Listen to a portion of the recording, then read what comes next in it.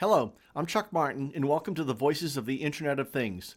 With me today is Dean Abbott, co-founder and chief data scientist at SmarterHQ, a customer intelligence and personalization platform primarily for retailers.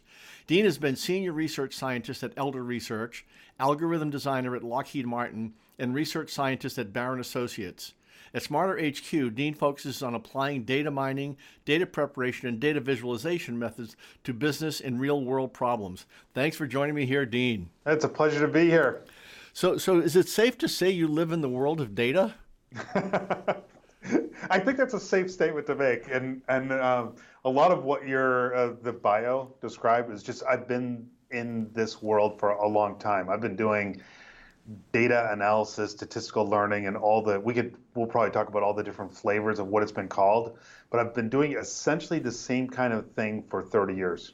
So 30 years ago, was the phrase big data in? No, not big data, not data science. It was pre-predictive analytics, it was pre-data mining. We called the kinds of things we're doing, sometimes those statistical learning, sometimes pattern recognition. Artificial intelligence meant something different than the main thrust of what AI is today. So when did big data come in? Big data is more of a 21st century construct.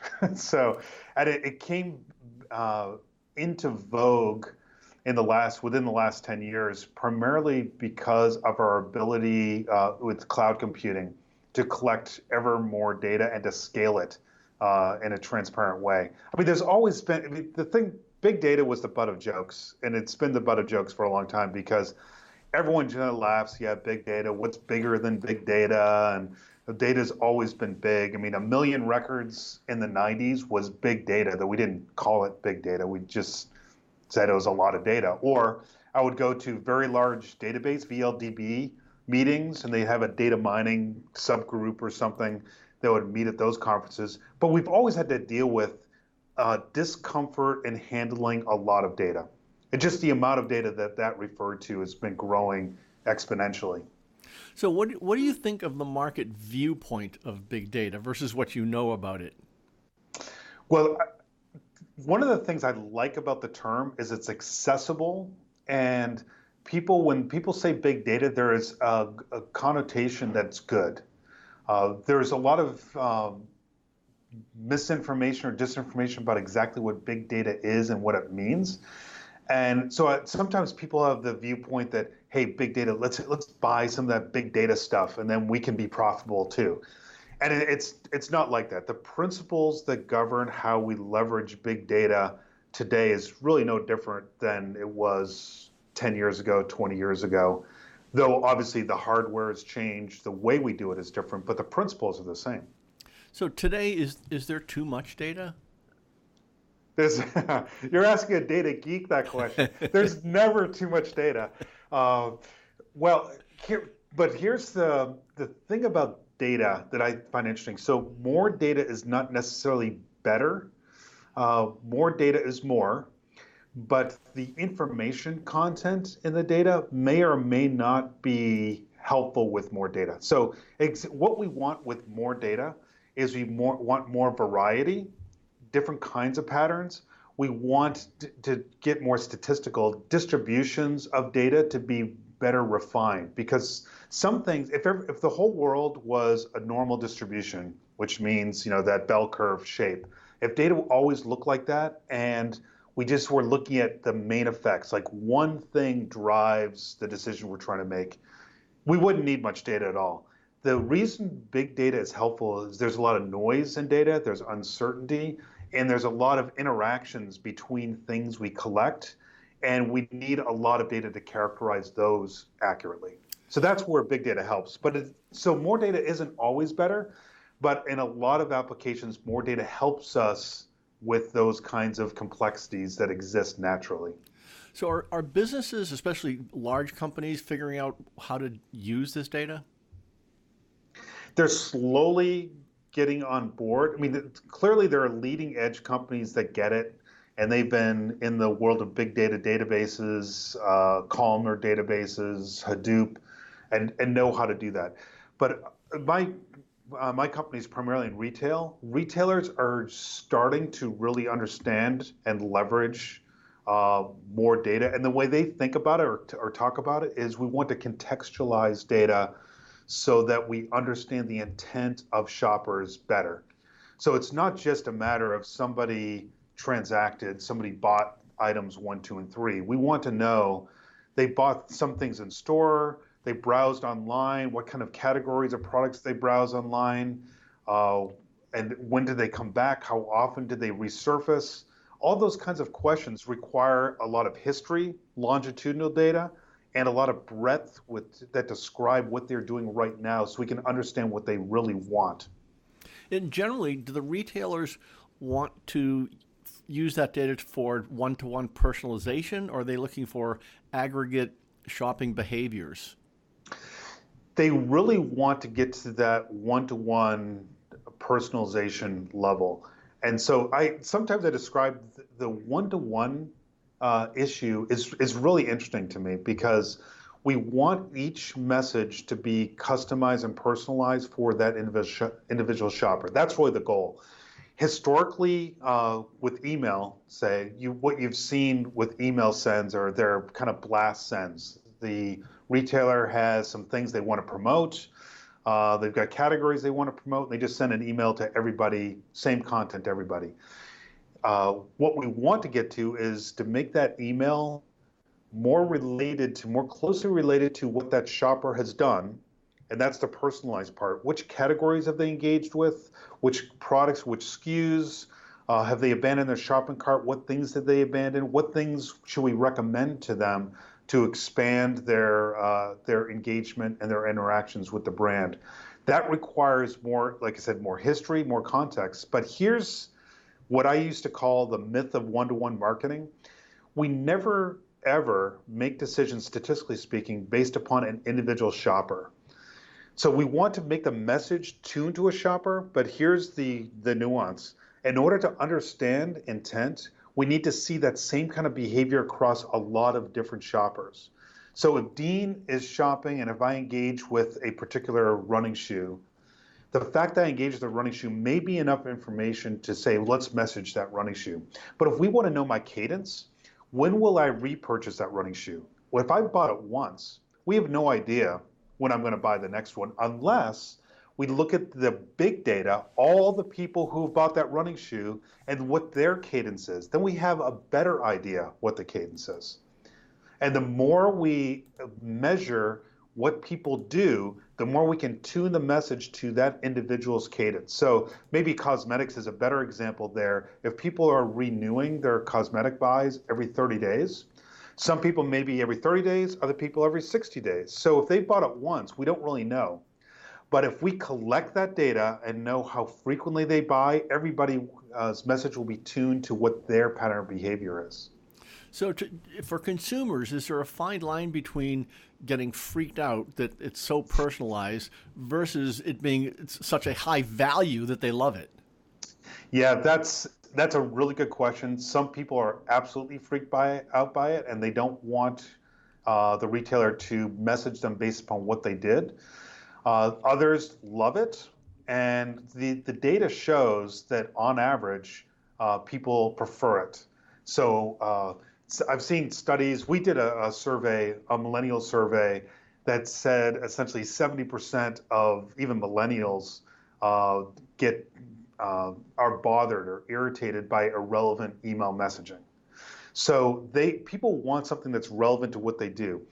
Where that line is drawn is different for individuals, but some people get freaked out if they visited a site once and all of a sudden you're inferring all this behavior about what you expect them to do based upon what other people have done. And it can bother some people. So in the the crawl, walk, run, I should say, sequence of data and analytics, the first thing we can do is look at what they did and message based upon what they did. When we're inferring what they might do next, one of the things that we can do is look at the broad swath of shopper behavior to infer based upon what other people have done, what this shopper might do in addition. The next step beyond that retailers really aren't engaged with yet, but where we want to go with my company, and where I know the industry is going to go is understanding what that messaging cadence is and what that messaging content for individuals that's beneficial. Some people will not respond to an email, they'll never click through it. Other people will click through it. We can measure that. We can understand what's that mode of communication, what's that cadence of communication that optimizes the experience for the shopper and ultimately for the retailer maximizes revenue because you're doing things that they want. So how do you get around the issue of someone looks at something online, and I'm sure you've seen this experience, they look at something online one time, and then they look at it again, and then they go buy it and pay cash, and then forever they're getting Facebook ads for that same thing they already bought? Yeah, so the first issue there is the display ads, and they're profitable and they're very inexpensive relatively. I mean, they can cost you a lot of money, but inexpensively per view, they're relatively inexpensive. So they're very popular to do. The problem is just what you described is it doesn't connect the dots and what people do. If people browse online and buy cash in a store somewhere, it's very difficult without some other identifiable information. It's very difficult to know what they did. And so all the analytics engines have to go on is what data is collected.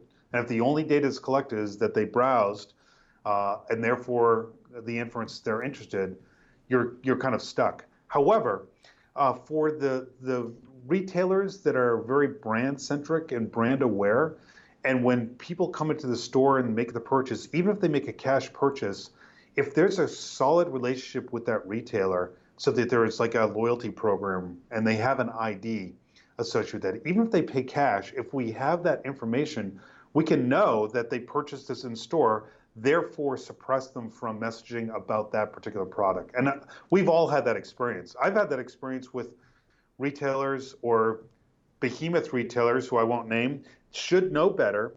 I bought something and that ad was following me around, even on their site, for weeks or months after that purchase. And it was like $100, $150 item that I'm not going to buy again. And they should know if that's a renewable or not in addition. So as analytics catches up with behavior, we'll get better at this, but it's all about the data we can collect, the data that's visible. If that data is not there, we're really stuck from a retailer's perspective, from the analytics perspective, and what we can do and infer. So as a data guru, do these ads that are untargeted to you drive you crazy? They drive me crazy. I hate them, and they don't move the needle for me at all. So, but maybe I'm different, and that obviously, on average, they're profitable enough that that they continue to be a driving force in a digital strategy that most retailers use. So I don't want to speak disparagingly against them because on average they do generate revenue. For me personally, I don't like them because they are almost always delayed and irrelevant. I mean, I was searching on a retailer's website recently for dresses, women's dresses, because of one of our clients had this particular ad, and I just wanted to see what would happen. And now that dress ad, this particular purple dress, is following me around everywhere. And it's not because the thing that's interesting to me about that is I was not particularly engaged with it. I clicked on it, and I might have even carded it, but I was not shopping for this category. You know, so it picked up on something, it triggered this message, and now I'm getting it everywhere without me ever revisiting the site to know that this is something that I'm really interested in. So that to me is an analytics miss. What do you see as the role or the evolution of in-store technology? Like at the last National Retail Federation event in New York, there were like NEC was showing cameras that you walk into a store and facial recognition in like a split second identifies you as you go through the store. Then you get targeted on the display screens based on who you are. Others, like AT&T and Samsung, were using cameras, but for a different reason. They're looking at heat patterns and traffic flow for aggregate data. So where do you see these things shaking out? Well, I think there's probably going to be a lot of pushback from consumers about collecting data about them like that, like their face and what they're looking at in the store without opt-in. And so obviously from a retailer's perspective, we want to know who's there. We want to know what they're looking at, because that's the advantage of the digital interaction is we know every category page, we know every product detail page that they've engaged with. So we understand their intent. In store, we don't have that information. So whether the facial recognition thing, I think bothers a lot of people to do that without their awareness. And frankly, I think for a lot of people, if they knew the store was doing that, if it was publicly displayed, they wouldn't even enter the store because they don't want that kind of tracking. However, that stated, there are situations, this is where retailers, the shoppers, I should say, are kind of fickle about this, because most shoppers want relevant information, but they want anonymity too. So the idea would be for nobody to know who they were and not to be tracked, but have all the messaging exactly what they want. What's missing there, the reason for the disconnect is trust, fundamentally trust. So if you go into a store and there's a sales clerk or a department person that you know, maybe you've been in there 20 times, and they say, hey, Dean, we've got the new Nike Hyper Dunks, because that's my basketball shoe of choice. We got the new Hyper Dunks that just came in today. Do you want to take a look? And if I had a relationship with that person, I wouldn't be freaked out by it. But if I walked in that store the first time and through face recognition, someone said, hey, Dean, we've got the new Nike Hyper Dunks, I would be like, who are you? How do you know this about me? And why are you referring to me like you know me when you don't know me? And that's that trust chasm. So as shoppers become more comfortable with what is revealed and what's not revealed, I think there will be opt-in some settings and not other settings. And we need to give the consumers that power and that control over how their personal information is used. Yeah, at the NEC model at National Retail Federation, they were actually using it to identify loyalty customers. So you actually would walk up and they'd say, would you like to be identified? And you just look at this camera for a millisecond and you're identified. And then as you walk through the store, you get these incredible deals through your phone. So in those cases, hey, 30% off? Yeah, identify me. Absolutely. And that's from a data standpoint. I mean, there's several things you just said there that are critically important and tremendously helpful from a retailer's perspective, from a data infrastructure perspective. One is you mentioned the opt-in, you do face recognition or some way to identify who you are so we know that you're a loyalty shopper. So that's great. So then you said, then they would give you offers, which that's the reason why people give up PII is to get a deal. And a lot of people are cheap dates from that perspective. You don't, it doesn't take a lot. 20% off one time may be enough to reveal your email address or something like that. But then you mentioned it show up in their phone, which is fascinating because now from a data collection perspective, to understand shopper intent, that's the next part that retailers are starting to move to. How can we do that? So how can we recognize that they're on their mobile, we're on the mobile app in store, in what store, where is that information they're looking at? So they get an ad for me for the Nike Hyper Dunks, and to be able to push that ad saying the Nike Hyper Dunks in this store are in aisle 20, and the new Hyper Dunks that you might be interested are on shelf 2. That would be tremendously valuable for the shopper, especially for someone who has that relationship with the retailer, loyalty member, engage with them, willing to accept that additional amount of PII that they consume so that my shopping experience can be better. How do retailers ultimately match the products with the buyers? Like, I mean, a buyer buys something online, then they return it to a store. The store gets charged with the return, and the online outfit gets charged with a sale. I mean, good deal.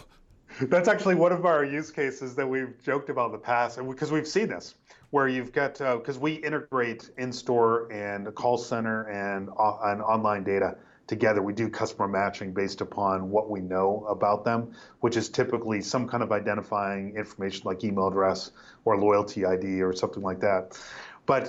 And that's one of our longstanding jokes is people who buy 10 pair of shoes online because they don't know which one they'll really like, they keep one, they return 9, and from the digital side, they're a rock star, and in store, they're a terrible shopper, the negative ROI experience for that store.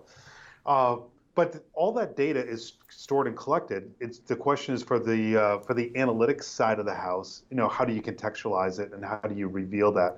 So you have to be able to stitch those channels together and to get the full picture, the 360-degree view of the shopper or the omni-channel experience, and which we can do now. We can stitch all these together so the overall experience. So then we can measure how engaged is a shopper online, how engaged are they in store, what's the cross-channel communication? Because some shoppers will be online researchers always. They will never buy anything. If they're shopping for a woman's shopping for dresses, they want to look and see what's available. Then they want to go in store to make sure the colors are right, to make sure the fit is right, the fabrics, all those tactile things that you really can only do in store.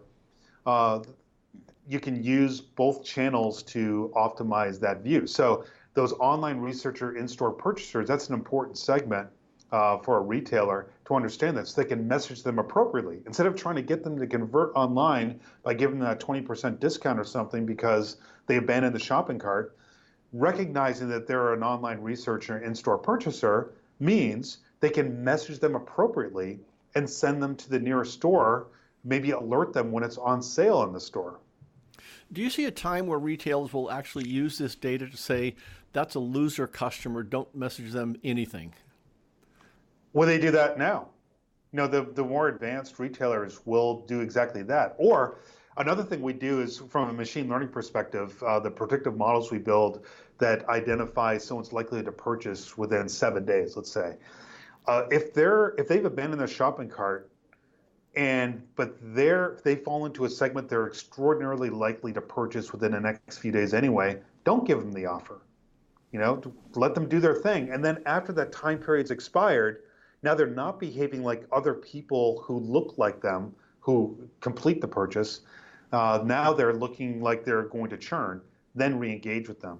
So understanding how the historic behavior maps to future near-term behavior is an extraordinarily important next step for a lot of retailers to understand the intent of what a shopper experience is all about.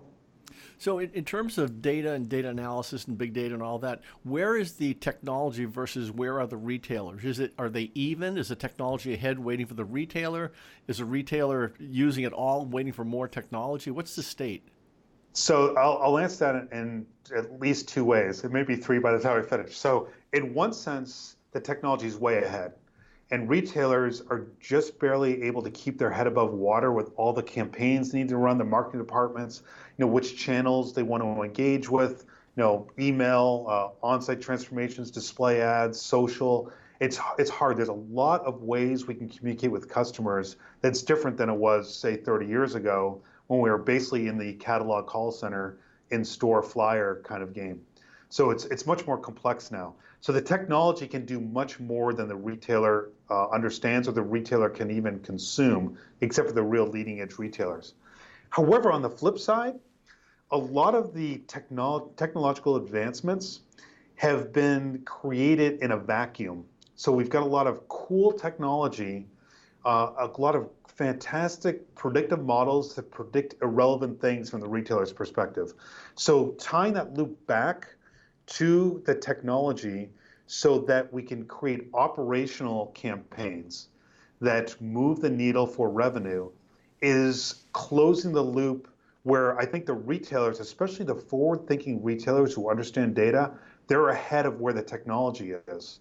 What they really want from the technology is different. So I think I don't know if you can see my hands, but my hands are moving around and around. So it's this dance between technology and the business to try to marry up what's possible technologically and what is desired from a business standpoint, from the retailer's perspective. So where do you see this in a couple of years?